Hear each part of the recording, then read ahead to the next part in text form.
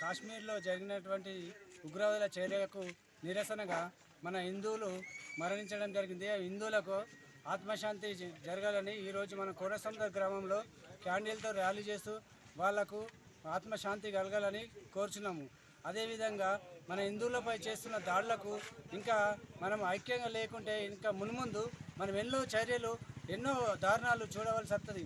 అందుకని ఇప్పటికైనా కానీ పార్టీలకు అతీతంగా ఎవ్వరు కానీ హిందువులకు సపోర్ట్ ఇచ్చు అందరం హిందువులము అని చెప్పుని పదే కోరుచున్నాము. మన కేంద్ర ప్రభుత్వం కూడా గట్టి చర్యలు తీసుకొని పాకిస్తాన్ కుక్కలకు సరైన జవాబు ఇచ్చి వాళ్ళ కుక్కల్లాగా చేయాలని మా మోడీ గారిని, అమిత్ షా గారిని భలే కోరుచున్నాము. జై హింద్, జై భారత్ మాతాకి జై. మన కాశ్మీర్లో పహల్గామ్లో జరిగినటువంటి ఉగ్రవాదులు మన హిందువులపై దాడి చేయడం చాలా బాధాకరం. ఈ విషయం అందరికీ తెలిసిందే. దీన్ని ఖండిస్తున్నాము. దీన్ని మేమే కాకుండా అన్ని పార్టీలు కూడా ఖండించవలసిందిగా ప్రభుత్వాన్ని కోరుతున్నాము. దీనికి తగిన విధంగా చర్యలు తీసుకోవాలని కేంద్ర ప్రభుత్వాన్ని విన్నవించుకుంటున్నాము.